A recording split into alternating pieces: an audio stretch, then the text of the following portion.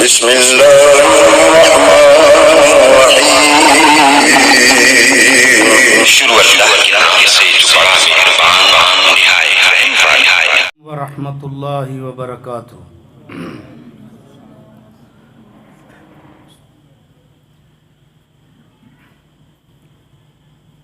ان الحمد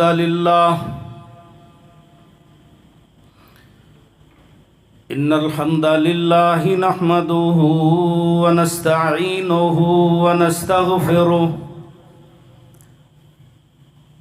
ونعوذ باللہ من شرور انفسنا ومن سیئات اعمالنا من يهده الله فلا مضل له ومن يضلله فلا هادي له وأشهد أن لا إله إلا الله وحده لا شريك له وأشهد أن محمدًا عبده ورسوله أرسله الله بين يدي الساعة بشيرًا ونذيرًا من يطع الله ورسوله فقد رشد واهتدى ومن يعص الله ورسوله فقد زل وغوى. يا أيها الذين آمنوا اتقوا الله حق تقاته ولا تموتن إلا وأنتم مسلمون. يا أيها الناس اتقوا ربكم الذي خلقكم من نفس واحدة وخلق منها زوجها وبث منهما رجالا كثيرا ونساء واتقوا الله الذي تساءلون به والأرحام إن الله كان عليكم رقيبا.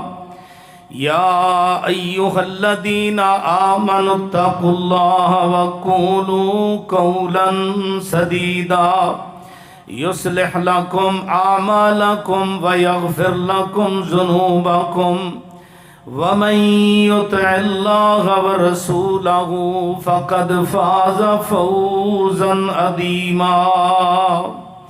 اللهم صل على محمد وعلى آل محمد كما صليت على إبراهيم وعلى آل إبراهيم إنك حميد مجيد.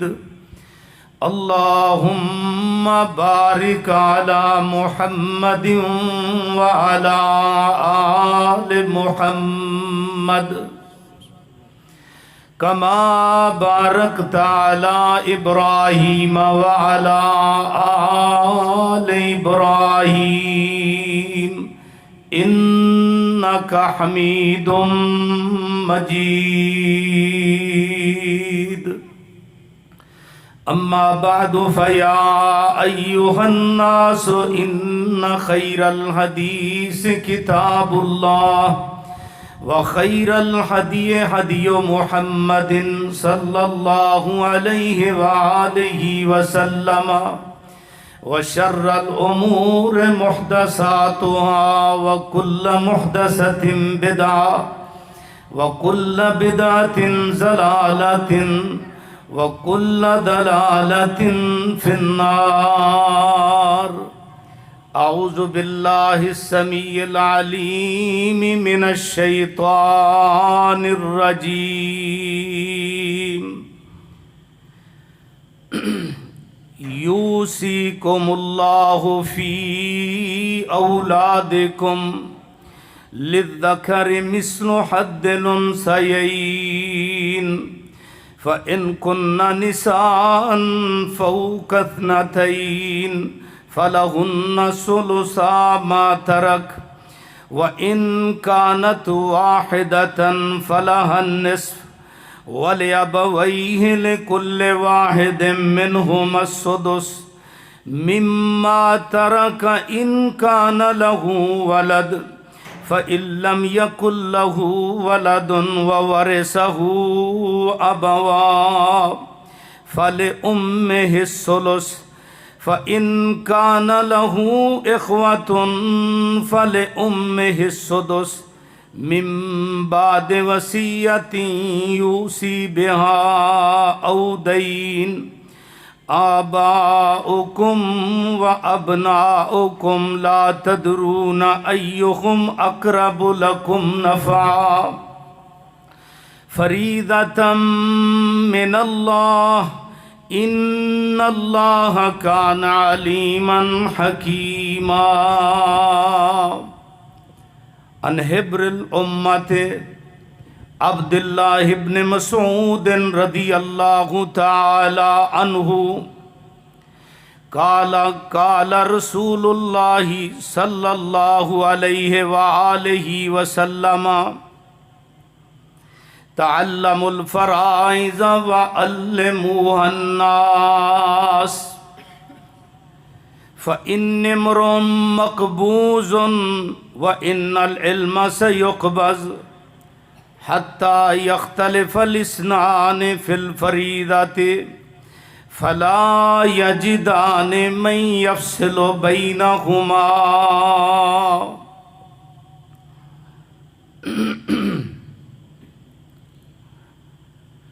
یوصیکم اللہ فی اولادکم للذکر مثل حظ الانثیین. لوگو اللہ تمہیں تاکیدی حکم فرما رہے ہیں تمہاری اولادوں کے بارے میں للذکر مثل حظ الانثیین.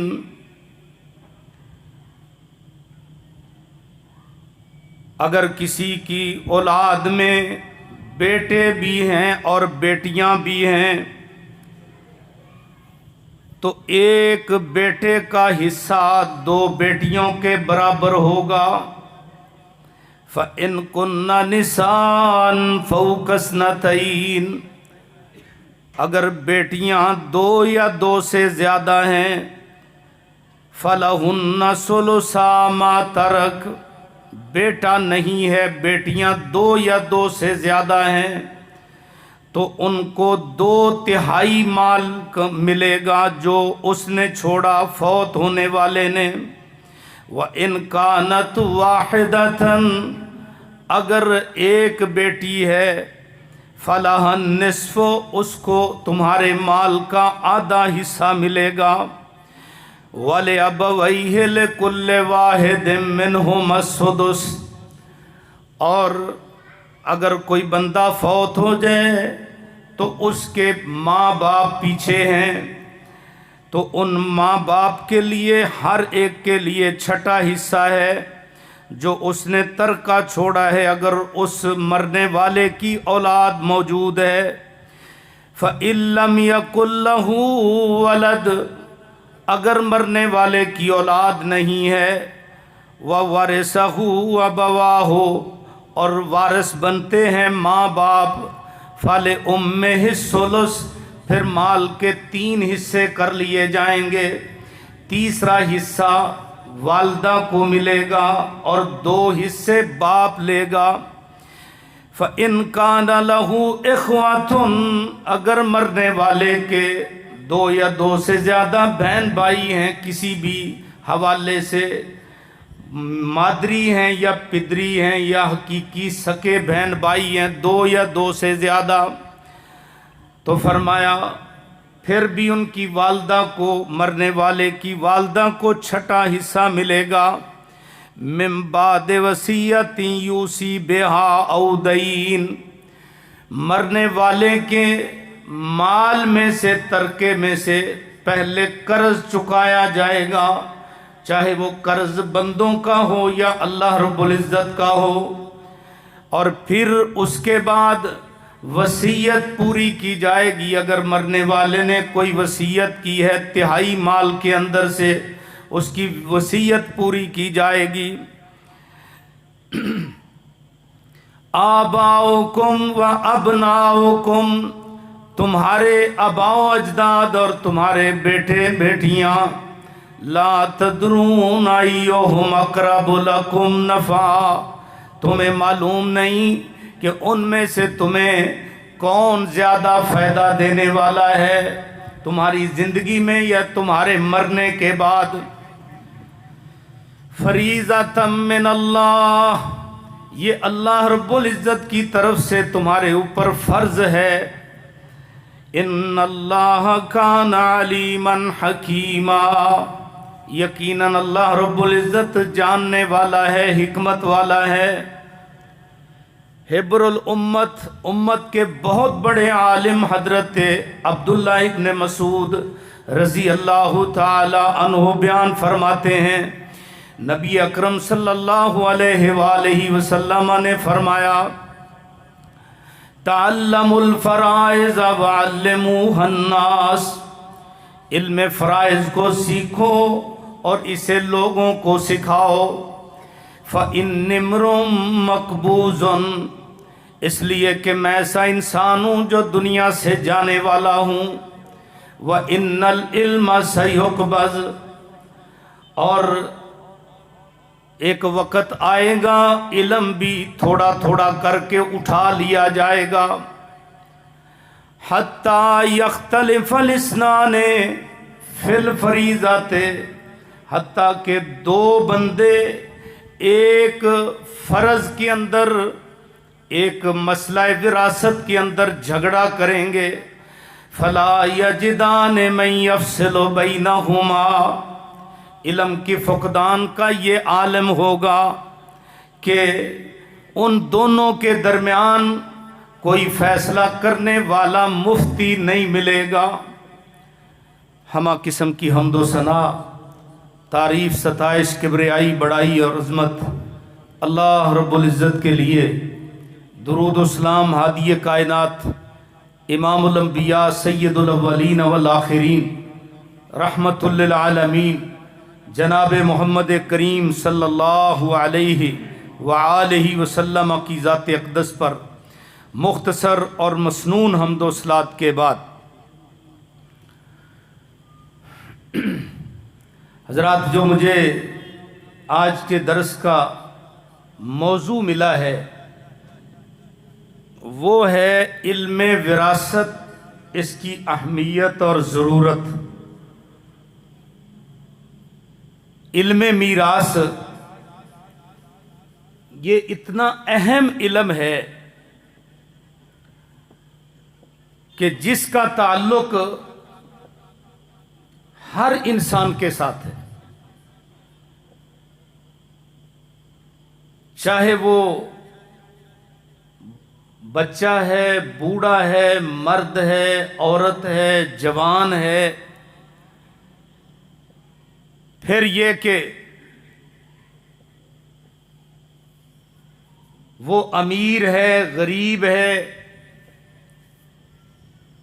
حتیٰ کہ اس بچے کے ساتھ بھی وراثت کا تعلق ہے جو شکم مادر میں ہے. اور یہ اتنا اہم علم ہے.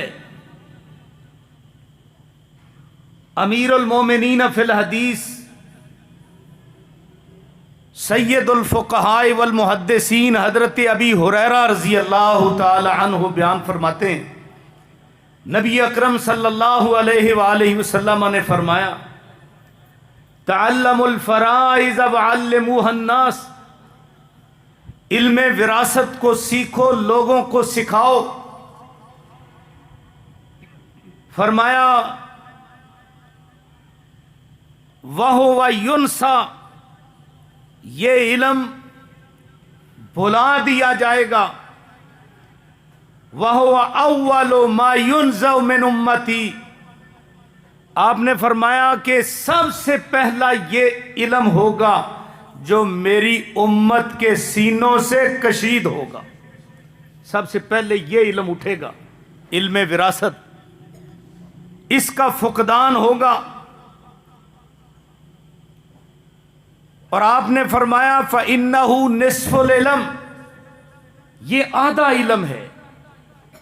کیا مطلب آدھا علم کا؟ اس کو اس مثال سے سمجھو۔ نبی پاک صلی اللہ علیہ وآلہ وسلم ایک روایت میں چوتھے آسمان پر، ایک روایت میں تیسرے آسمان پر، جب معراج کے لیے آپ تشریف لے گئے، آپ نے حضرت یوسف علیہ السلام کو پایا آسمان میں، اتنے خوبصورت کہ جبریل امین علیہ السلام نے جب تعارف کرایا نا، تو تعارف کراتے وقت انہوں نے فرمایا یہ یوسف علیہ السلام ہیں، یوسف علیہ السلام ہیں۔ اور دنیا میں اللہ نے جتنا حسن رکھا ہے نا، آدھا حسن اللہ پاک نے سیدنا یوسف علیہ السلام اکیلے کو ہی دیا، اتنے خوبصورت۔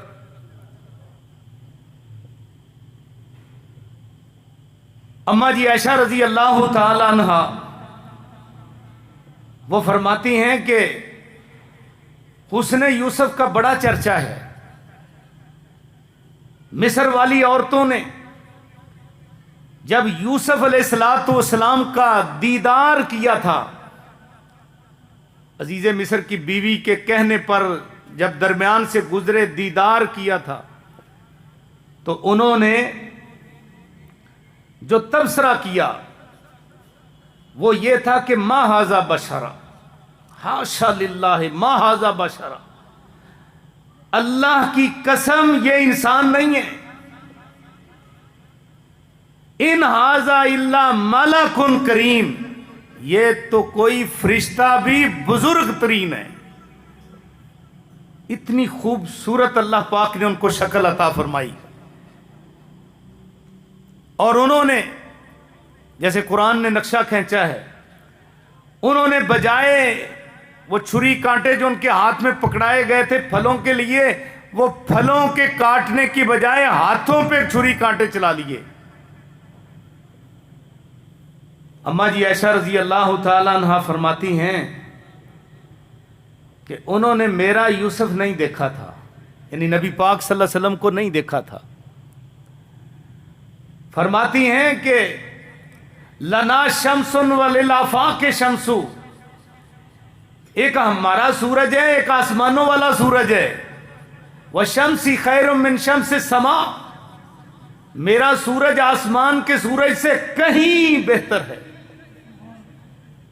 شمس السماء تطلع بعد فجر، آسمانوں والا سورج تو فجر کے بعد دکھلائی دیتا ہے اور شام کے وقت غروب ہو جاتا ہے، روپوش ہو جاتا ہے۔ وَالشَّمْسِ طَالِعٌ بَعْدَ الْعِشَاءِ، اور ہمارا سورج جو ہے وہ عشاء کے بعد بھی روشن رہتا ہے۔ اللہ اکبر۔ حضرت جابر کہتے ہیں ایک دن 14ویں رات تھی، جامع ترمذی کی حدیث، تو میں نبی صلی اللہ علیہ وسلم کی خدمت میں موجود تھا۔ میں کبھی اس 14ویں کے چاند کو دیکھتا ہوں، کبھی نبی پاک کے چہرہ انور کو دیکھتا ہوں، کبھی ادھر دیکھتا ہوں، کبھی ادھر دیکھتا ہوں۔ میں آخر اس نتیجے پر پہنچا وَهُوَ أَحْسَنُ مِنَ الْقَمَرِ، کہ نبی پاک صلی اللہ علیہ وسلم 14ویں کے چاند سے کہیں خوبصورت۔ نبی پاک صلی اللہ علیہ وسلم کو بھی اللہ نے بڑی خوبصورتی عطا فرمائی تھی، لیکن جناب یوسف علیہ السلام کو جبریل امین کے تعارف کرانے پر پتہ چلا کہ پوری دنیا کا حسن جو ہے اس کا آدھا حصہ جو ہے اکیلے یوسف علیہ السلام کو دیا گیا۔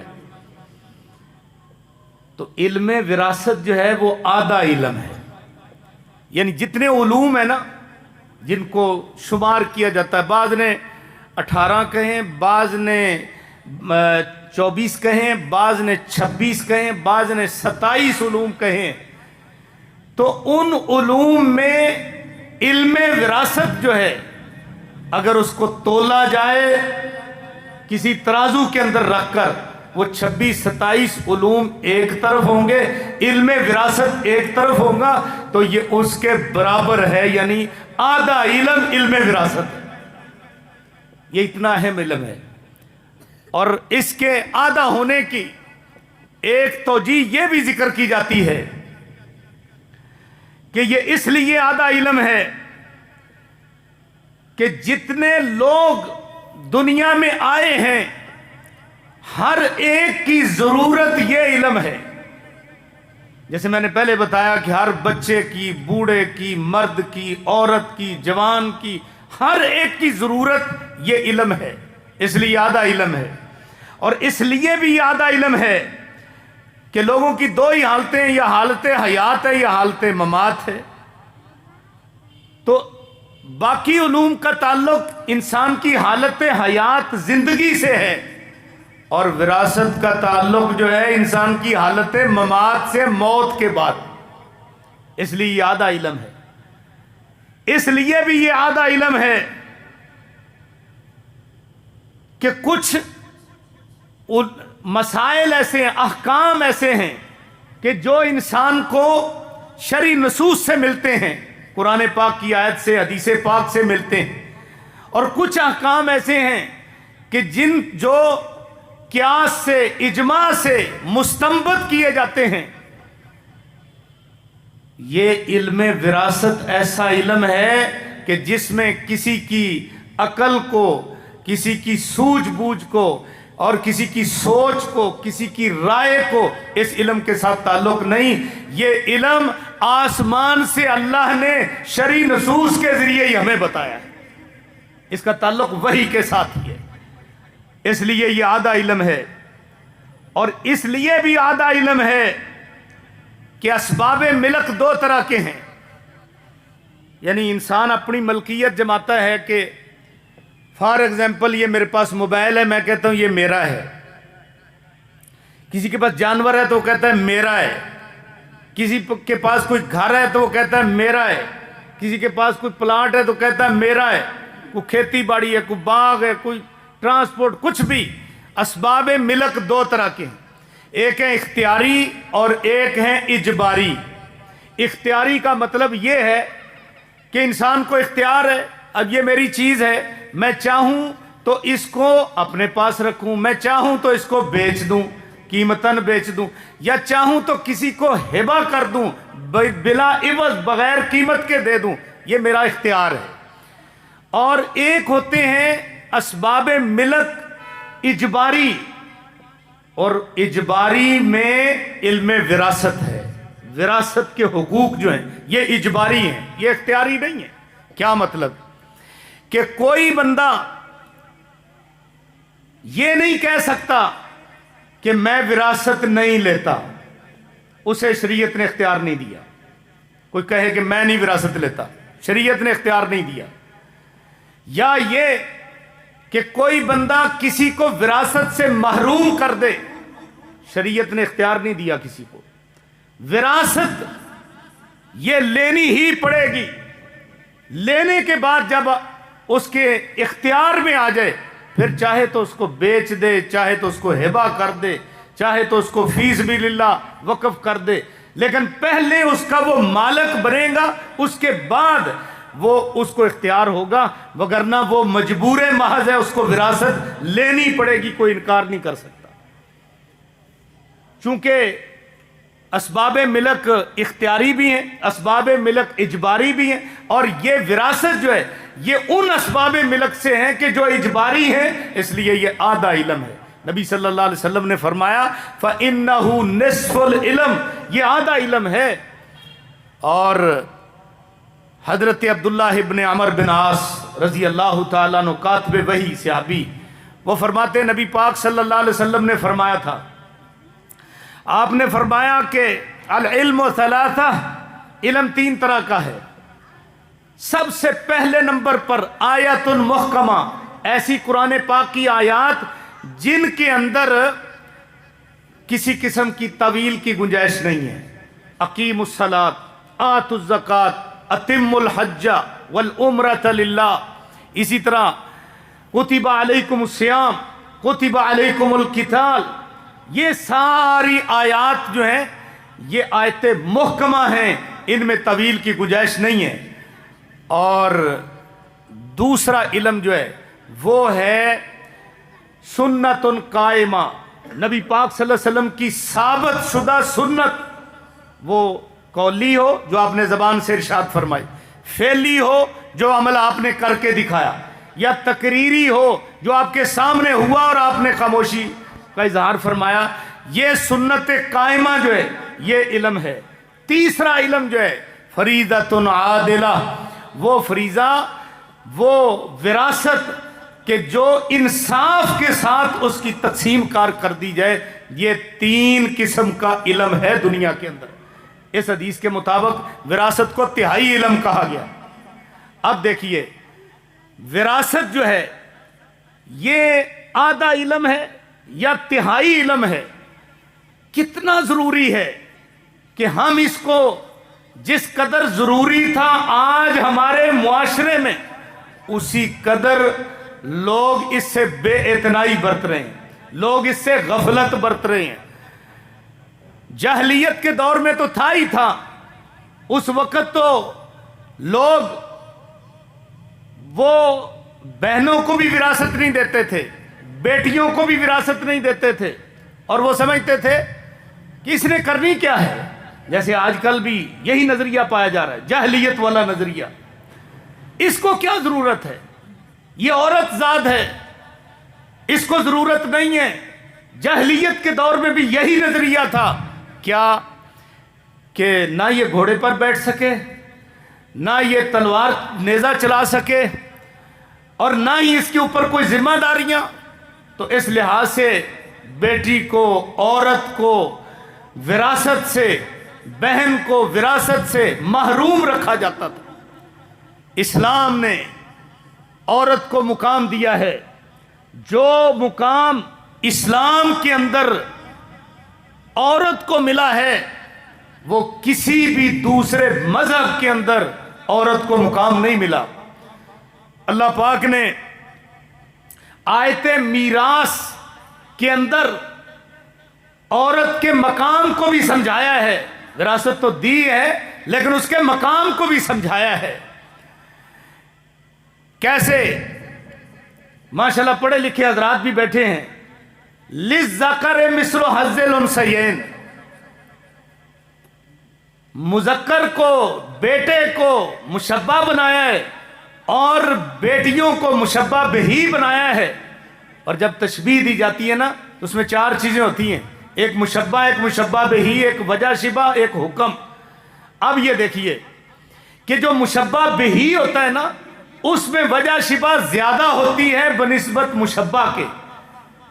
مشبہ بہی بنایا عورت کو، مشبہ بنایا مرد کو، یعنی لڑکے کو مشبہ، لڑکی کو مشبہ بہی، اور وجہ شبہ جو ہے وہ مشبہ بہی میں زیادہ ہوتی ہے۔ کیا مطلب؟ اس کا مطلب یہ ہے ایک لڑکے کا حصہ 2 لڑکیوں کے برابر۔ اللہ پاک نے فرمایا جتنی دیر تک تمہیں لڑکیوں کا حصہ سمجھ نہیں آئے گا، لڑکیوں کو حصہ نہیں دو گے، تمہارے لڑکوں کا حصہ بھی تمہیں سمجھ نہیں آ سکتا۔ یعنی پہلے لڑکیوں کا حصہ رکھا گیا، پھر لڑکوں کا حصہ۔ اللہ نے مقام دیا عورت کو اس اعتبار سے بھی کہ اگر وہ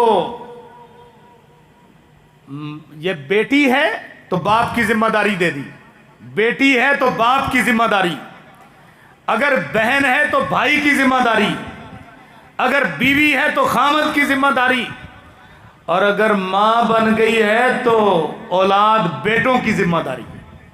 اللہ پاک نے تحفظ دیا ہے عورت کو بہت زیادہ۔ اور پھر اللہ پاک نے جتنے بھی مسائل ذکر کیے ہیں ان میں عورتوں کو مردوں کے تابع رکھا ہے۔ حضرت ام سلمہ رضی اللہ تعالی عنہ، ان کے ذہن میں خیال آیا کہ جب بھی کوئی حکم آتا ہے مردوں کو آتا ہے، عورتوں کو نہیں مخاطب کیا جاتا۔ اقیموا الصلاۃ مردوں کو حکم ہے، آتوا الزکوٰۃ مردوں کو حکم ہے، فن کے ہو نکاح کرو مردوں کو حکم ہے. اسی طرح اتم الحج والعمرۃ للہ، اتم مذکر کا صیغہ مردوں کو حکم ہے. ان کے دین میں خیال آیا تو انہوں نے جا کر نبی صلی اللہ علیہ وسلم سے گزارش کی. اللہ کے رسول صلی اللہ علیہ وسلم، اللہ پاک قرآن میں مردوں کو ہی حکم دیتا ہے، عورتوں کا تو تذکرہ نہیں ہوتا کہیں. اللہ پاک نے سورۃ احزاب کی آیت نازل فرمائی، ان المسلمین والمسلمات والمومنین والمومنات والقانتین والقانتات. یہ ساری آیت کے اندر آخر تک اللہ پاک نے جہاں مردوں کا ذکر کیا وہاں ساتھ عورتوں کا بھی ذکر کیا برابر طور پر. اور یہ آیت میراث، سب سے پہلے اس کو آپ سمجھیں، آیت میراث کو، اس کے بارے میں 3 شان نزول ذکر کیے جاتے ہیں. پہلا شان نزول یہ ہے، حضرت سعد بن ابی وقاص رضی اللہ تعالیٰ عنہ، وہ فرماتے ہیں حجۃ الوداع کا موقع تھا، میں بیمار ہو گیا، نبی پاک صلی اللہ علیہ وسلم میری عیادت کے لیے آئے، اور وہ فرماتے ہیں کہ صورتحال اس قسم کی تھی کہ مجھے اتنی تکلیف تھی، اتنی تکلیف کہ اشفیت علی الموت، مجھے لگتا تھا کہ میں بچوں گا نہیں. لیکن نبی صلی اللہ علیہ وسلم میرے پاس آئے، اللہ اکبر، اور وہ فرماتے ہیں آپ نے میری عیادت کی، اور عیادت کرتے ہوئے آپ نے 3 بار دعا دی، اللہم اشف سعدن، اللہم اشف سعدن، اللہم اشف سعدن، یا اللہ سعد کو شفا دے دے، اللہ سعد کو شفا دے دے. اور آپ نے ساتھ یہ بھی کہا کہ اے سعد، اللہ خیر کرے گا کہ تم سے تو اللہ نے بڑا کام لینا ہے. آپ نے ان کا حوصلہ باندھا، آپ نے ان کو تسلی دی. ہم بھی مریضوں کی عیادت کے لیے جاتے ہیں، ہم کیا کہتے ہیں، اوئے ہوئے اتنی تکلیف، او ساتھ تو بچے آ کے میں پھرنا ہے. ہم تو ایسے کہتے ہیں نا، اس بیلی دوست کی عیادت کے لیے جائیں، اتنی تکلیف، یعنی بجائے حوصلہ دینے کے حوصلہ شکنی کرنی شروع کر دیتے ہیں.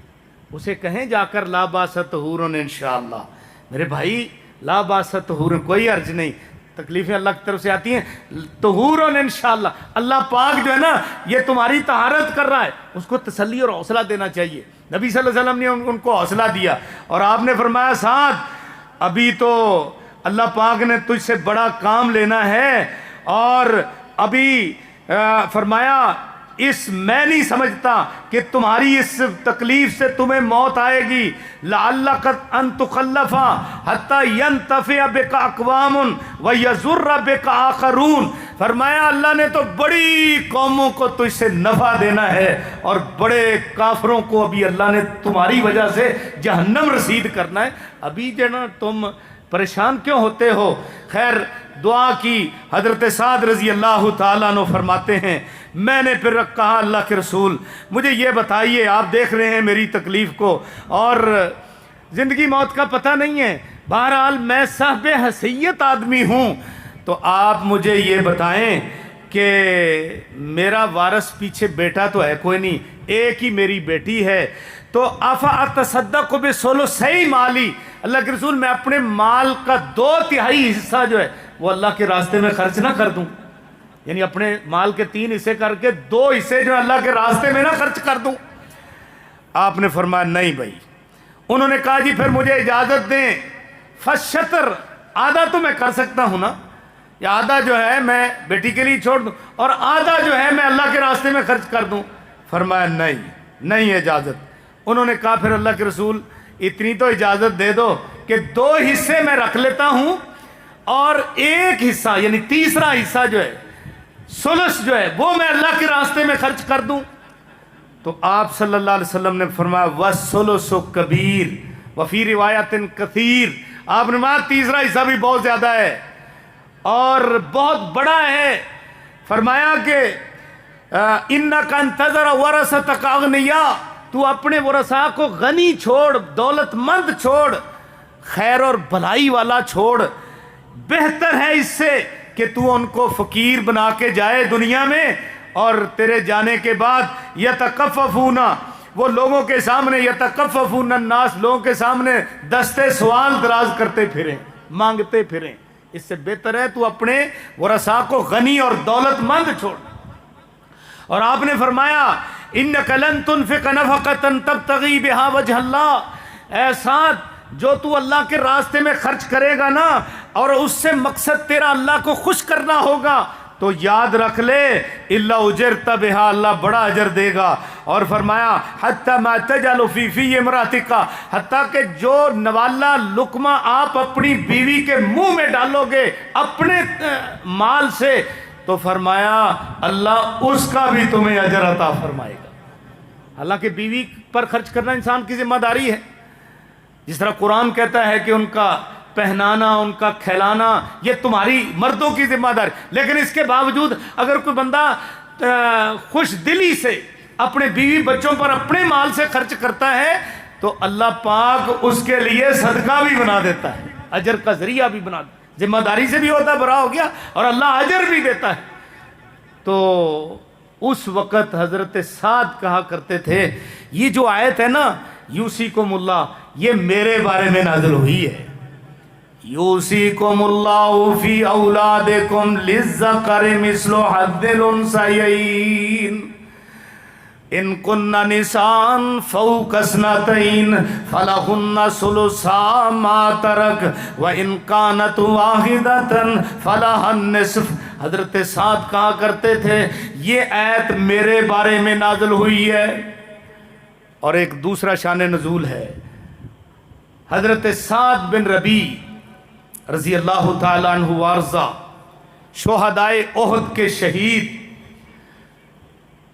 ان کی بیوی آئی 2 بیٹیاں ساتھ لے کر، اور وہ کہتی ہے اللہ کے رسول صلی اللہ علیہ وسلم یہ جو 2 بیٹیاں ہیں نا میرے ساتھ، یہ سعد بن ربیع کی ہیں، اور وہ صحابی آپ کے ساتھ تھا غزوہ احد میں اور وہاں شہید ہو گیا ہے.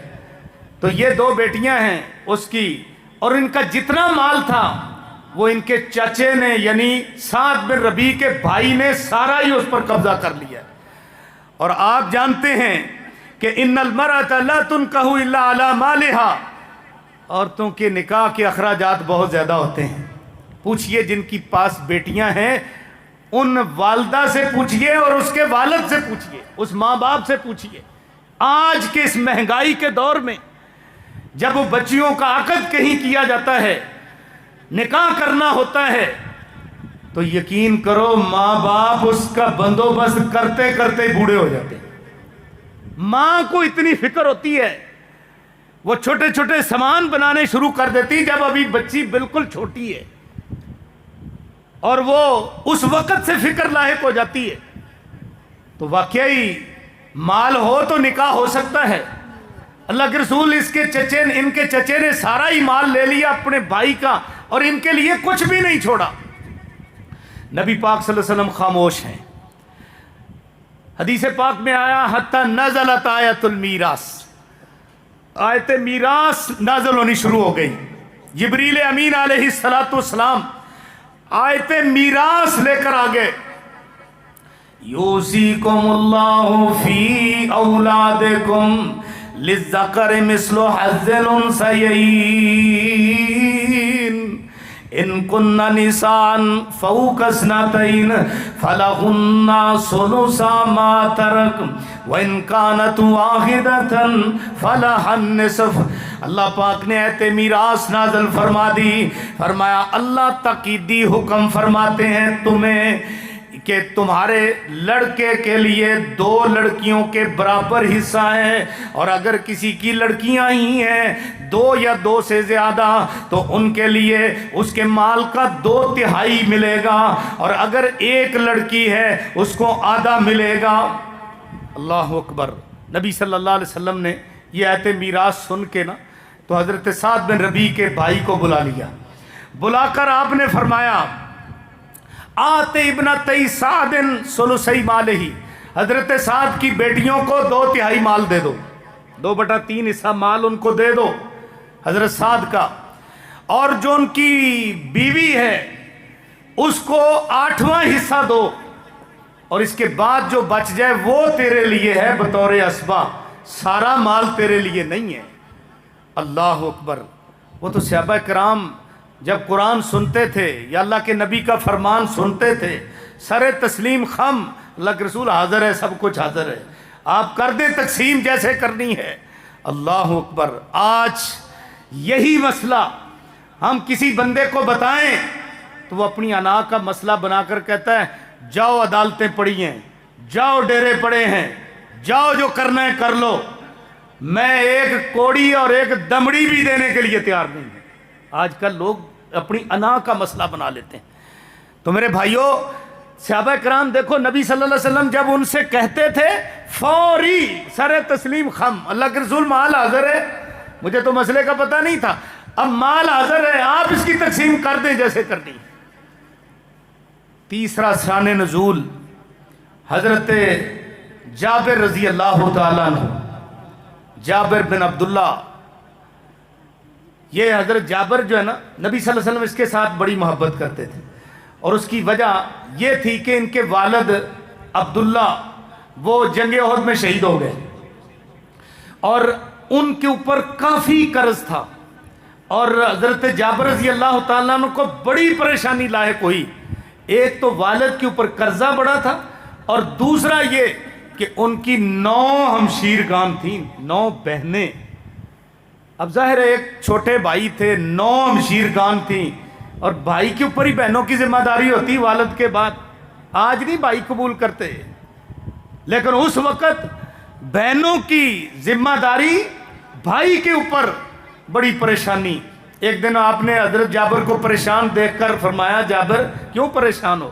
کہا اللہ کے رسول والد صاحب فوت ہو گئے، اتنا زیادہ قرضہ ہے والد صاحب کا میرے اوپر، اب یہ ہے کہ بہنیں بھی میری ہیں اتنی، تو بڑی پریشانی ہے۔ آپ نے فرمایا جابر پریشان نہ ہوا کر، پریشان نہ ہوا کر، تمہارا والد جو ہے نا شہداء میں سے وہ واحد آدمی ہے کہ جب وہ شہید ہو کر اللہ کے ہاں پہنچا، اللہ نے باقی شہداء سے تو پردے میں گفتگو کی، تیرے والد صاحب سے اللہ نے بالمشافہ گفتگو کی ہے۔ سبحان اللہ، تسلی دی، اور فرمایا کہ کوئی تمنا کرو، تمنا کرو۔ تو وہ کہتے ہیں کہ میری تمنا ہے یا اللہ جو شہادت کے وقت لذت آئی تھی نا، وہ ایک مرتبہ پھر میں لینا چاہتا ہوں۔ اللہ اکبر۔ شہید تمنا کرتا ہے کہ جو لذت شہادت کے وقت آئی تھی وہ لذت دوبارہ ملے، کیونکہ یہ نعمت جنت میں بھی نہیں ہے، کیونکہ جنت میں تو موت ہے نہیں ہے نا، اور شہادت کی موت اتنی اعلیٰ ہے۔ خود نبی صلی اللہ علیہ وسلم نے اس کی آپ امید اپنا خواہش کی ہے۔ آپ کہا کرتے تھے لَوَدِدْتُ أَنِّي أُقْتَلُ فِي سَبِيلِ اللَّهِ ثُمَّ أُحْيَا ثُمَّ أُقْتَلْ ثُمَّ أُحْيَا ثُمَّ أُقْتَلْ، 3 بار آپ نے خواہش کی، میری خواہش ہے، مجھے پسند ہے کہ اللہ مجھے شہادت کی موت دے، پھر زندگی ملے، پھر شہادت کی موت ملے، پھر زندگی، پھر شہادت کی موت ملے۔ اور یہ وہ موت ہے جس کی خواہش صحابہ کرام بھی کیا کرتے تھے۔ حضرت عمر رضی اللہ تعالیٰ عنہ کی دعا ہے اللہم اللہم، اے اللہ اجعل موتی فی بلدک، اجعل موتی فی بلدک، اللہم ارزقنی شہادتا فی سبیلک، یا اللہ مجھے اپنے راستے میں شہادت کی موت دینا، اور وجعل موتی فی بلد رسولک، جب آخری وقت ہو تو تیرے نبی کا پیارا شہر مدینہ ہو۔ یہ خواہش کی حضرت عمر رضی اللہ تعالیٰ، دعا کیا کرتے تھے۔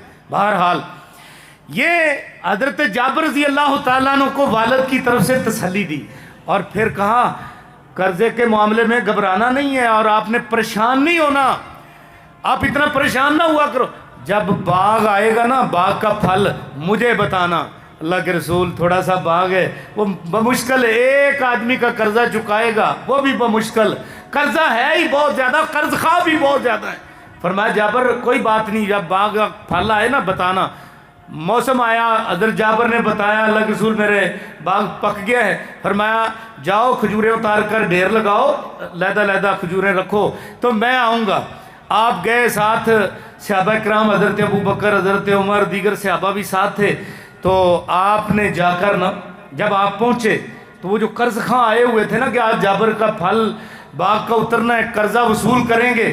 وہ تو گھوریاں بنا بنا کر حضرت جابر کو دیکھنے لگ گئے، اچھا ہن قرضے دی واری آئی ہے، نبی پاک کو بلا لیا، ہم نے تو بھائی ایک دمڑی بھی نہیں چھوڑنی، تو سفارشیں لے آیا ہے۔ اب نبی صلی اللہ علیہ وسلم نے اس ڈھیر کے اوپر نا، جو بڑا ڈھیر تھا، آپ نے اس پر چکر لگائے 2-3 اور آپ نے کہا آؤ چلیں۔ جابر کو کہا جابر بیٹھو، ان کو تول تول کر دے دو پھر مجھے بتانا۔ حضرت جابر کہتے ہیں میں اس ڈھیر پر بیٹھ گیا اور تول تول کر دیتا رہا، کہتے ہیں سارے قرض خواہ بھی قرض لے کر چلے گئے، ڈھیر وہ معمولی سا بھی اس میں کمی نہیں آئی، اللہ کے رسول کی برکت، سبحان اللہ۔ اور کہتے ہیں میں دوڑتا ہوا خوشی سے آپ کے پاس گیا، میں نے آپ کو بتایا اللہ کے رسول جتنا میرے والد پر قرض تھا نا، اللہ کی توفیق سے وہ سارا ہی جو نا چکا دیا میں نے۔ فرمایا جاؤ عمر کو بتاؤ۔ حضرت عمر رضی اللہ تعالیٰ عنہ کے پاس جا کر جب جابر نے رضی اللہ تعالیٰ عنہ نے بتایا تو حضرت عمر رضی اللہ تعالیٰ عنہ کہنے لگے جابر تو اب بتا رہا ہے، ہمیں تو اسی وقت یقین ہو گیا تھا جب نبی صلی اللہ علیہ وسلم تیرے کھجوروں کے ڈھیر کے ارد گرد چکر لگا رہے تھے کہ آج جابر کے والد کا سارا قرضہ انشاءاللہ چکایا جائے گا، ہمیں تو اسی وقت یقین ہو گیا تھا۔ حضرت جابر کے ساتھ آپ بڑا پیار کرتے تھے، اللہ اکبر۔ آنے بانے نا نبی صلی اللہ علیہ وسلم حضرت جابر کی خدمت بھی کیا کرتے تھے۔ صحابہ بڑے خوددار تھے، ہمارے طرح کے لالچی نہیں تھے، بڑے خوددار تھے۔ آپ آنے بانے ان کی جو ہے نا خدمت کرتے تھے۔ ویسے تو صحابی کوئی لینے کے لیے تیار نہیں تھا، ایک صحابی حضرت حکیم بن حزام، بندہ تھوڑ بھی تو جاتا ہے نا، اور حالات ایک جیسے نہیں رہتے۔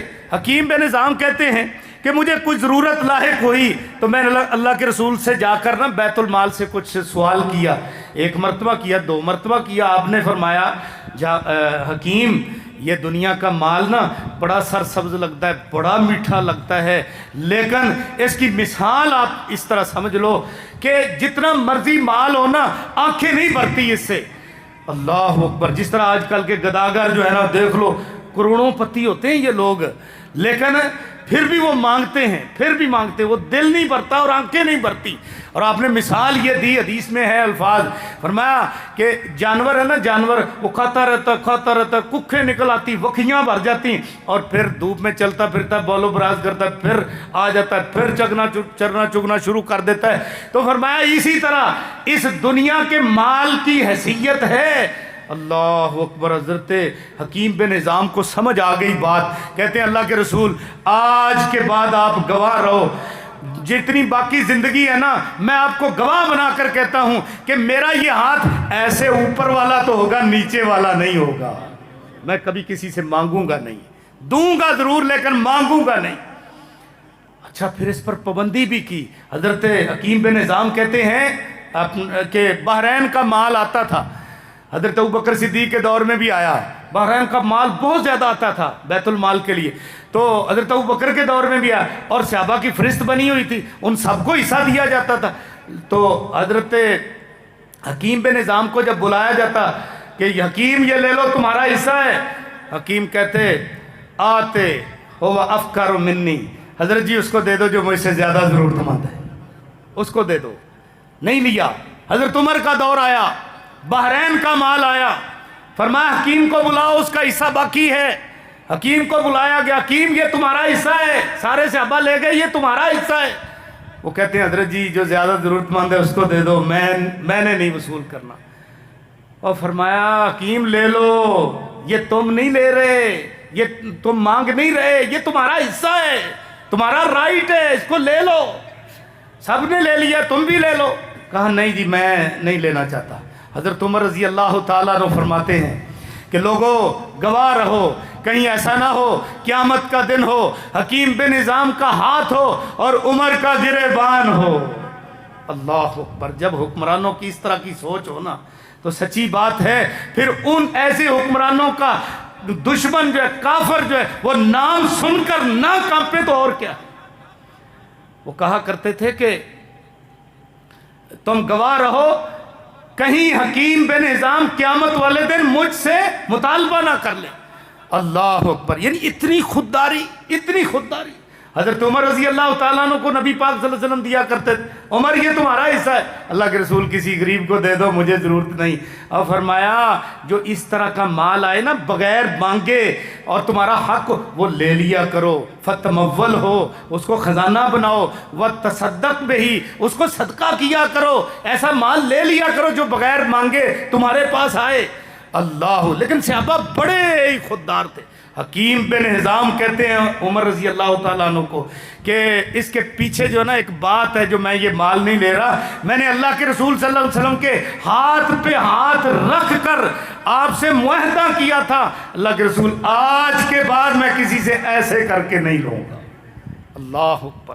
پھر اللہ نے ان کو عزت بھی بڑی دی۔ بہرحال یہ جابر رضی اللہ تعالیٰ عنہ ویسے تو نہیں لینے والے تھے، بھلے حالات کمزور تھے، جس طرح بھی بوجھ بھی بڑا تھا، مشیر خان کا بوجھ بہت بڑا بوجھ تھا، لیکن وہ نہیں لینے والے تھے۔ ایک مرتبہ نا سفر میں گئے تو آپ نے فرمایا جابر، ان کا اونٹ جو ہے نا وہ بیٹھ گیا، تھک گیا، لمبی روایت ہے آپ سنتے رہتے ہیں، تو آپ صلی اللہ علیہ وسلم پیچھے تھے، تو آپ نے دیکھا جابر قافلے سے پیچھے رہ گئے۔ جابر کیا ہوا؟ اللہ کے رسول اونٹ نے اڑی کر لی ہے، یہ اٹھتا ہی نہیں ہے۔ آپ نے چھڑی پکڑی اور اس کو ایسا سے لگائی، اونٹ کیا اٹھا کہ حضرت جابر ان کے اوپر بیٹھ گئے، پھر اونٹ سارے قافلے سے ہی آگے نکل گیا۔ نبی صلی اللہ علیہ وسلم نے فرمایا جابر کیسے یہ اونٹ یار مجھے بیچ دو۔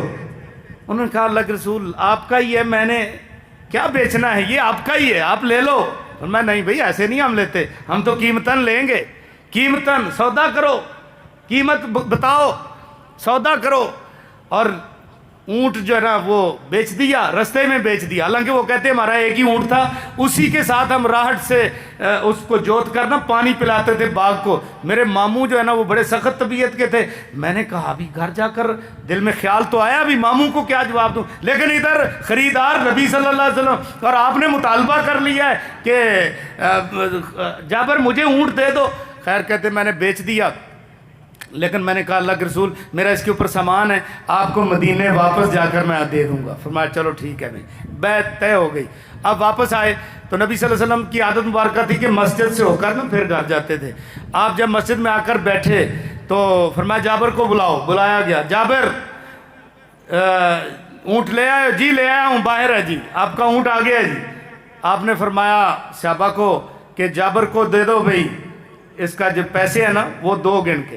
جابر رضی اللہ تعالیٰ عنہ کو پیسے دے دیے گئے۔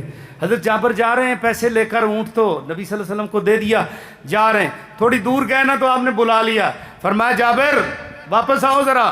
جی آ گیا جی۔ فرمایا سودا پکا ہے نا؟ جی پکا ہے جی۔ آپ نے فرمایا پیسے تو نے لے لیے؟ جی لے لیے۔ اونٹ ہمیں دے دیا، ہماری ملکیت میں؟ جی دے دیا جی۔ آپ نے فرمایا یہ لو، اب یہ جو پیسے ہیں نا یہ آپ کو ہماری طرف سے تحفہ ہے۔ اللہ اکبر۔ فرمایا اونٹ بھی لے جاؤ اور یہ پیسے بھی لے جاؤ، اونٹ بھی لے جاؤ اپنا اور پیسے بھی لے جاؤ۔ اللہ اکبر۔ تو دیکھو آپ اس طرح جو ہے نا ان کی یعنی احساس کرتے تھے۔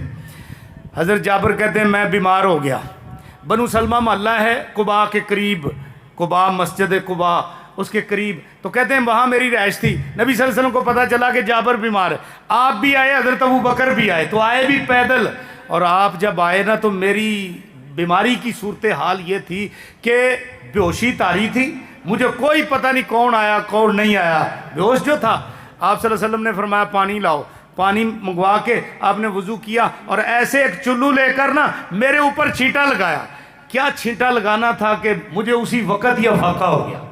میں اٹھ کر بیٹھ گیا، میں نے کہا اللہ کے رسول صلی اللہ علیہ وسلم مجھے میرے جو ہے نا وہ رسا کے بارے میں بتا دیجئے، زندگی موت کا مسئلہ ہے، تو اللہ کے رسول مجھے بتائیے کہ میں اپنے مال کے بارے میں کیا کروں، ما اسنع ما تامر ان اسنع فی مالی یا رسول اللہ، اللہ کے رسول میں اپنے مال کے بارے میں کیا کروں، کیونکہ انہیں ان کی ہمشیر خان تھی ظاہر ہے، تو میرے پاس کچھ مال ہے، اس کے بارے میں کیا کروں۔ اور ہر بندے کو اپنی مال کا فکر تو ہوتا ہی ہے نا، ہر بندے کو فکر ہوتا ہے، آج کل بھی ہر بندے کو فکر ہے مال کا، لیکن ان کی فکر آخرت کے لیے تھی، ہماری فکر دنیا کے لیے، فرق ہے ہماری سوچ اور ان کی سوچ میں۔ خیر کہتے ہیں کہ نبی صلی اللہ علیہ وسلم تو ابھی خاموش ہیں. فنزلت آیت المیراث یوصیکم اللہ فی اولادکم للذکر مثل حظ الانثیین. اس وقت یہ آیت اتر آئی کہ اللہ تمہیں تمہاری اولادوں میں تاکیدی حکم کرتے ہیں. کیا فرمایا کہ بیٹے کے لیے 2 بیٹیوں کے برابر، بھائی کے لیے 2 بہنوں کے برابر، اور پوتی کے لیے پوتے کے لیے 2 پوتیوں کے برابر حصہ ہے. فرمایا کہ اگر صرف بیٹیاں ہی ہیں، بھائی یعنی بیٹا نہیں ہے، مذکر اولاد نہیں ہے، تو پھر ان کے لیے تمہارے مال کا 2/3 حصہ ہے. اور اگر ایک ہی بیٹی ہے تو اس کے لیے آدھا حصہ ہے. یہ دیکھ لو میرے بھائیوں، قرآن میں اللہ حکم کر رہے ہیں، اور اس حکم کو تاکیدی حکم. وصیت پتہ کس کو کہتے ہیں؟ وصیت وہ ہوتا ہے جو مرنے والا کر جائے کسی کو. بندوں میں سے کوئی مرنے والا کسی کو وصیت کر، اور پھر پیچھے سے اس وصیت میں تبدیلی نہیں ہوتی جب تک وہ ناجائز نہ ہو. اور وراثت جو ہے نا، اس سے پہلے وصیت ہی چلتی تھی. وراثت میں پہلے وصیت ہی چلتی تھی. اور اس کے بارے میں بھی یہ تھا کہ اگر کوئی بندہ دنیا سے جاتا ہے نا تو وہ وصیت کر جائے قریبی رشتہ داروں کے لیے، والدین کے لیے، بہنوں بھائیوں کے لیے، قریبی رشتہ داروں کے لیے. لیکن اور وصیت بھی کیا تھی کہ صرف 1/3 مال میں، تھوڑے مال میں وصیت، زیادہ میں وصیت نہیں. سارے مال کی وصیت ناجائز تھی. اور اگر وصیت کرنی بھی ہے کسی نے تو حدیث پاک میں آتا تھا کہ کوئی وصیت کرنا چاہتا ہے نا تو وہ 2 راتیں نہ گزرے وصیت اس کی سرانے لکھی ہوئی ہو، کیونکہ موت تو پتہ نہیں کس وقت آ جانی. اور پھر جب آیت میراث آ گئی تو نبی صلی اللہ علیہ وسلم نے فرمایا ان اللہ قد آت کل ذی حق حقا. اللہ پاک نے ہر حق والے کو حق دے دیا ہے. اور فرمایا لا وصیت لوارث، وارث کے حق میں وصیت نہیں ہے. اب وارث کون ہے؟ سن لو. 4 مرد اور 8 عورتیں ہیں جن کا حصہ قرآن میں مقرر ہے. قرآن اور حدیث میں 4 مرد اور 8 عورتیں. 4 مرد کون سے ہیں؟ خامد ہے، والد ہے، دادا ہے، اخیافی بھائی ہے یعنی مادری بھائی ہے. ان 4 کا حصہ مقرر ہے قرآن میں. 8 عورتیں ہیں، تینوں قسم کی بہنیں ہیں یعنی پدری، مادری اور حقیقی، اور بیٹی، پوتی، دادی نانی اور ماں اور بیوی. یہ 8 عورتیں ہیں. 8 عورتوں کا اور 4 مردوں کا حصہ مقرر ہے. اب دیکھ لو اس میں بیٹا نہیں آیا، 4 مردوں میں بیٹا نہیں آیا، اس کا مقرر نہیں ہے. بھائی کا نہیں آیا، حقیقی یا پدری بھائی جو ہے اس کا حصہ نہیں آیا. کیوں؟ اس لیے کہ انہوں نے اسبہ بڑھنا ہوتا ہے. اگر ان کا مقرر ہوتا ہے تو وہی مقرر ہی لیتے. اور مقرر اس لیے نہیں کیا کہ وہ باقی ورثاء کو دے کر جتنا بچتا ہے وہ سارا ہی بیٹا لے جاتا ہے. اب ظاہر بات ہے بیٹا ہے تو بھائیوں کو بھی کچھ نہیں ملے گا، بیٹا ہے تو میت کے بھائیوں کو کچھ نہیں ملے گا، میت کی بہنوں کو کچھ نہیں ملے گا. اسی طرح باپ کا بھی اسی طرح یہ ہے کہ باپ اگر ہے تو میت کے بہن بھائی محروم رہیں گے. بہرحال یہ ہے کہ ان 8 کا حصہ مقرر، اور جو حصے مقرر ہیں وہ قرآن پاک میں 6. یہی آیت میراث سے اگلی آیت ہے. یہ پورا رکوع اللہ پاک نے یہ میراث کے بارے میں ذکر کیا. اور واحد یہ حکم ہے وراثت کا کہ اللہ پاک نے کسی پر نہیں چھوڑا، کسی پٹواری پر، کسی تحصیلدار پر، کسی کن گو پر، کسی جو ہے نا حساب دان پر، کسی والد پر، کسی بیٹے پر، کسی بھائی پر، اور کسی چھوٹے پر، کسی بڑے پر. اللہ نے نہیں چھوڑا. اللہ نے وراثت کا معاملہ جو ہے یہ خود ہی حل کیا.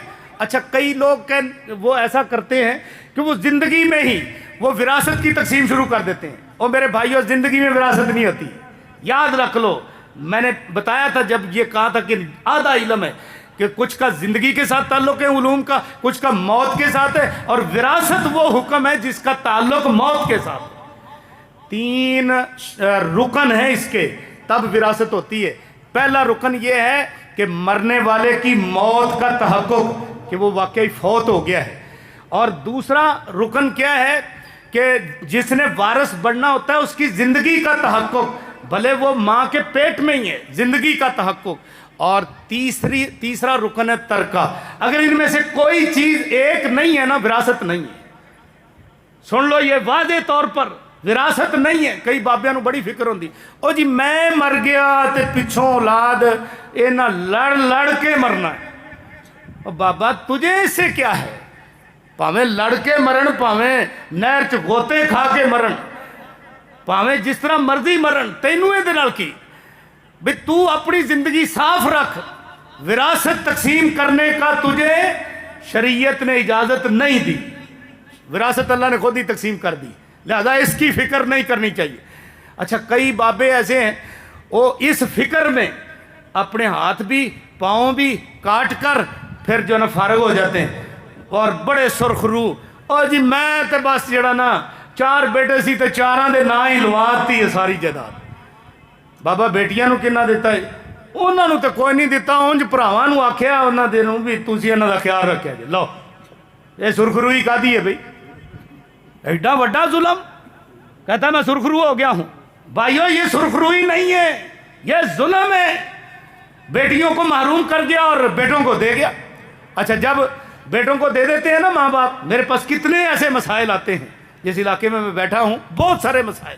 یقین کیجئے اگلے دن ایک بابا آیا، وہ میں نا کسی طرح جیب میں رکھی ہوئی تھی، تو وہ آ کر نا اس نے مجھے معانقہ کیا، جفی ڈال لی تے وہ چھڑے ہی نہ تو روئی جاوے.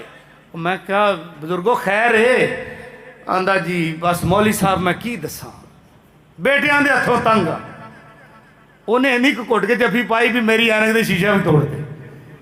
میں آکھیا بابا چھڑ دے صحیح، تو دس مسئلہ دس. آندا جی میں تانوں کی دساں، میں اپنے پیراں تے آپ کواڑیاں مار لئیاں نے، کی کیتا کیوں؟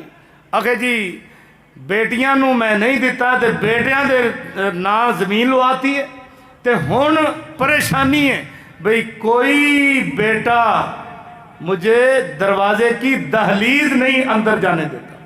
اللہ اکبر اللہ اکبر. وہ کہتا بابا چل چل تیرا اتنے کچھ نہیں ہونا. یعنی اندازہ کر لو یہ ہے ہماری صورتحال. اس مسئلے میں آپ خبردار رہیں.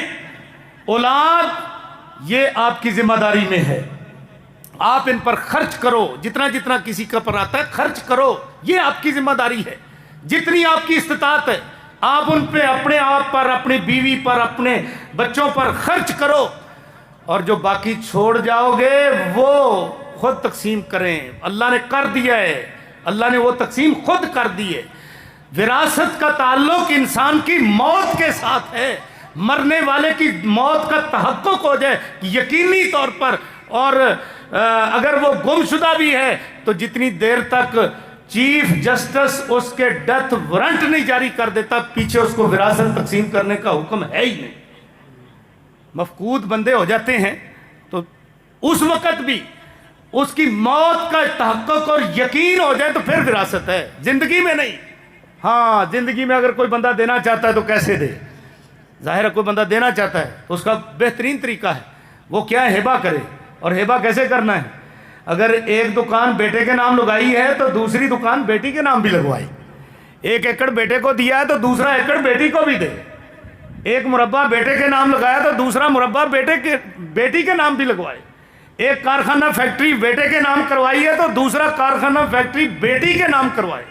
برابری کرے. اور اس میں بڑی واضح روایات ہیں، احادیث.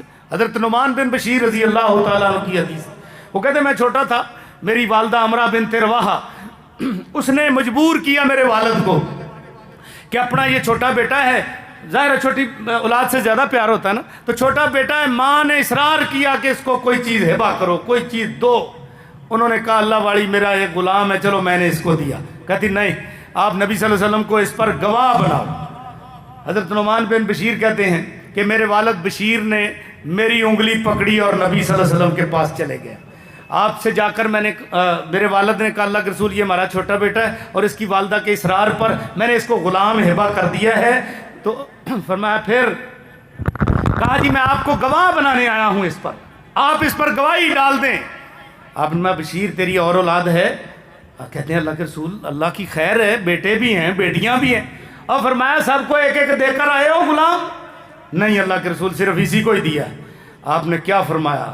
آپ نے فرمایا اذهب چلا جا اور فاشهد علی ھذا غیری، کسی اور کو جا کے گواہ بنا میرے علاوہ. میں نے گواہی نہیں دینی. انی لا اشہد علی الجور، اس ظلم کے اوپر میں نہیں گواہی دینا چاہتا. اللہ اکبر. فرمایا کسی اور کو جا کے گواہ بنا لو، اس ظلم پر میں گواہی نہیں دینا چاہتا. تو میرے بھائیوں اس وقت آپ نے فرمایا تھا واتقوا اللہ وعدلوا بین اولادکم، لوگوں اللہ سے ڈر جاؤ اور اپنی اولادوں کے درمیان انصاف کرو. آج ہمارا بھی انصاف ہے، بڑا انصاف ہے. بیٹے کے سارے اللہ تللے پورے ہیں.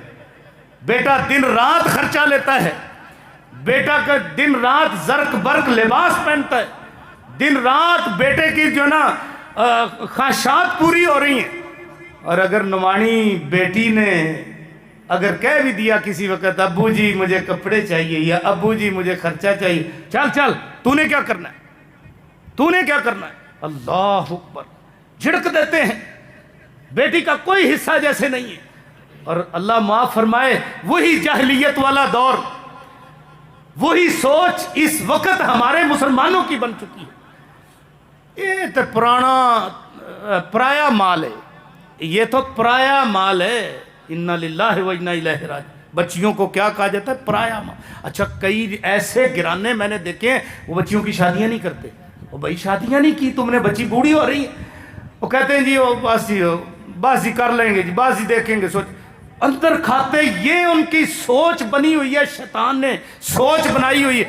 اگر اس کی شادی کرو گے نا تو یہ کتنا مال تمہارا جو ہے وہ بیٹی لے جائے گی، اور تمہارے جوائی اور داماد جو ہے وہ تمہارا مال کھائیں گے. انا للہ و انا الیہ راجعون. یہ ہماری سوچ بنی ہوئی ہے میرے بھائیوں. اندازہ کیجئے یہ بڑی افراط و تفریط ہے ہمارے معاشرے کے اندر. ہمیں علم وراثت کا پتہ نہیں ہے. اچھا وراثت تقسیم کرنے کی جب باری آتی ہے نا، اس وقت کیا ہوتا ہے؟ میت پڑی ہے باپ کی یا بھائی کی، آگے آگے مولوی صاحب اعلان کریا جی کی کرنا اعلان. آخے جی کسے دا کوئی لین دین ہوئے، قرضہ ہوئے تو وہ اسی حاضر ہیں، میں اسی ان دے بھائی یا اس کے بیٹے ہماری طرف سے جو ہے نا اعلان کر دو کسی کا لین دین ہو تو پائی پائی ہم ادا کریں گے. لو جی اعلان ہو گیا، جنازے کے وقت اعلان ہو گیا. وہ تو اللہ کا بندہ ہر قسم کی بار سے پشت کو پاک کر کے دنیا سے چلا گیا. اب آ گیا قرضہ بیٹوں پر یا بھائیوں پر جنہوں نے اعلان کیا تھا، ان کے اوپر آ گیا قرضہ. اب لوگ مطالبہ کرنے کے لیے آتے ہیں، اور جی کوئی نہیں ہے گا جی ہمارے پاس ہے ہی نہیں، ہم کہاں سے دیں. جس زیادہ کو مطالبہ کرے گا او قبر پہ ہی جے پٹ لو تو لے لو دے پڑو اپنا قرضہ سانو دیتا جے. استغفر اللہ استغفر اللہ. اب پہلے تم نے کہا تھا کہ پائی پائی دیں گے، اور اب تم کہہ رہے ہو کہ وہ قبر اکھیڑ لو اور اس سے جا کر لے لو. ہمیں تم نے ہمیں دیا تھا. اندازہ کرو یہاں تک پیچھے سے حالات ہوتے ہیں. اور پھر کیا ہوتا ہے؟ تقسیم کار کی باری آئی تو تقسیم کار میں سب سے پہلے ورثہ تقسیم. اور میرے بھائیوں اس طرح نہیں ورثہ تقسیم ہوتا. ورثہ تقسیم کرنے کے کوئی آداب ہیں. سب سے پہلا ادب یہ ہے کہ تمہاری جو وراثت ہے نا اس میں کوئی ماننے نہ پایا جاتا ہو. ماننے کا مطلب یہ ہے قتل، غلامی اور اختلاف دینین. مثلا بھائی نے بھائی کو قتل نہ کیا ہو، قاتل وارث نہیں بنتا. اور غلام نہ ہو، یعنی ایک بھائی آزاد ہے اور ایک کسی کا غلام ہے تو غلام وارث نہیں بنتا.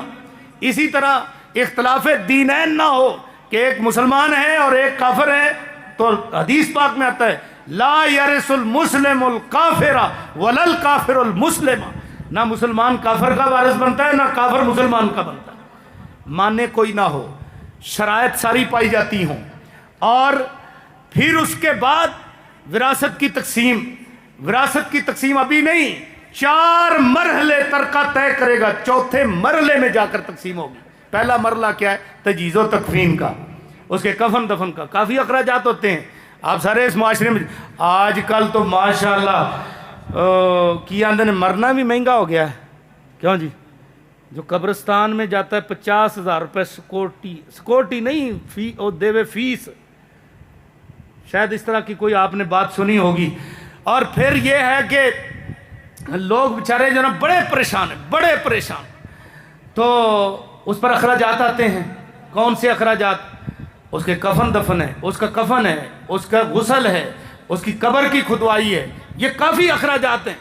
اور اگر کوئی بندہ کوئی بھائی، کوئی بیٹا، کوئی پڑوسی، کوئی عزیز و اقارب میں سے کوئی اٹھا لے تو ٹھیک ہے، کوئی کہتا ہے ابھی میرا یہ دوست تھا، یہ کفن میں اس کو دینا چاہتا ہوں، یہ میرا بھائی تھا، اس کی قبر کی کھدائی میں اپنی طرف سے دیتا ہوں، ٹھیک ہے، یہ اس کا احسان ہے، دیتا ہے تو ٹھیک ہے۔ نہیں تو جو مرنے والا ہے نا، اس کے مال سے، اس کے ترکے سے یہ سارا بندوبست کیا جائے، کفن بھی لایا جائے، اور حتیٰ کہ اس کے اوپر چھڑکنے والی خوشبو اور غسل دینے والا صابن اور پانی ابالنے والی یہ لکڑیاں، وہ ساری اس کے اس ترکے سے جو ہے نا وہ یعنی خرچ کیا جائے، تجہیز و تکفین کر کے، یعنی بغیر تفرید کے اور بغیر افراد کے، یعنی نہ فضول خرچی کی جائے نہ کنجوسی کی جائے۔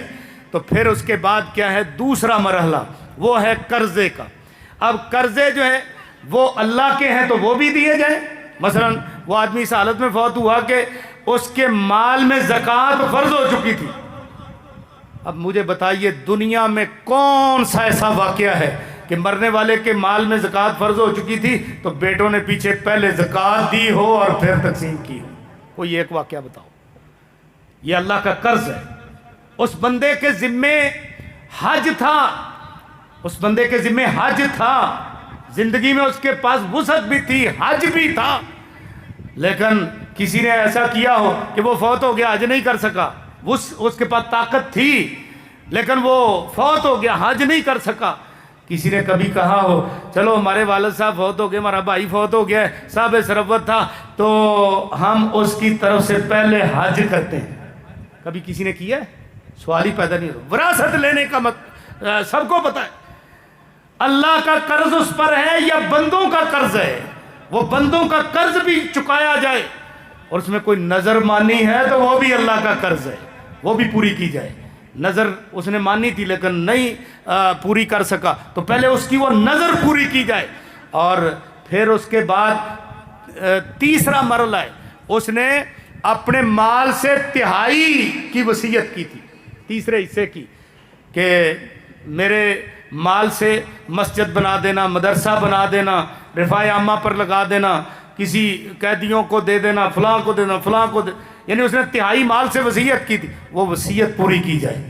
اور جب یہ 3 مرحلے وراثت طے کرے گی، چوتھا مرحلہ تقسیم کا ہے، اور اس چوتھے مرحلے میں پھر جس طرح میں نے بتایا کہ جن کے حصے مقرر ہیں ان کو مقرر حصہ دیا جائے، والدین ہیں اور خاوند بیوی ہے، بیٹے بیٹیاں ہیں، بہن بھائی ہیں، اور اسی طرح جن کے حصے مقرر ہیں ان کو مقرر حصوں کے مطابق دے دیا جائے۔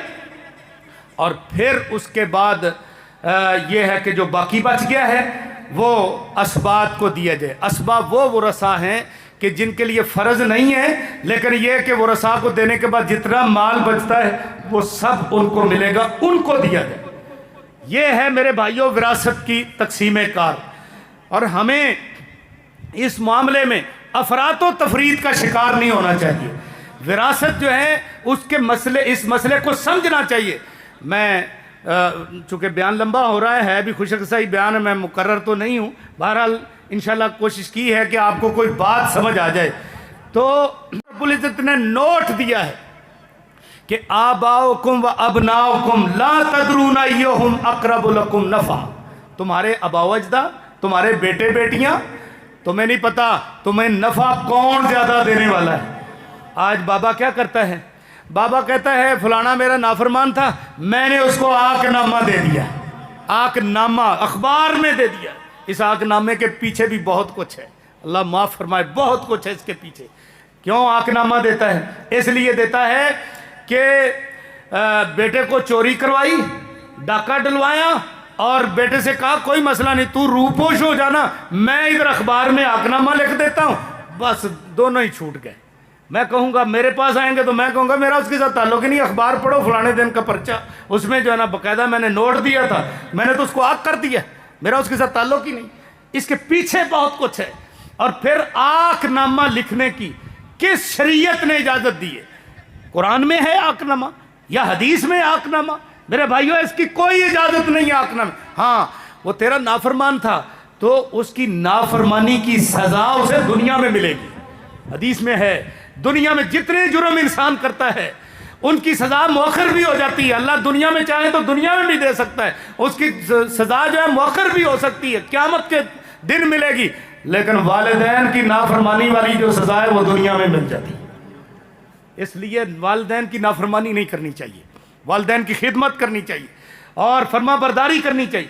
اب اگر وہ نافرمانی کرتا ہے تو بابا تو آنکھ تو نہ کر, ہو سکتا ہے جس کو تو نے آنکھ کر دیا ہے تیرے مرنے کے بعد, گزر جانے کے بعد وہی تیرا بیٹا جو ہے وہ قاضی فضیل بن کے, امام احمد بن حنبل کا شاگرد بن کے, ولی اللہ بن کے دنیا سے جائے جس کو تو نے آنکھ کر دیا ہے. اللہ اکبر.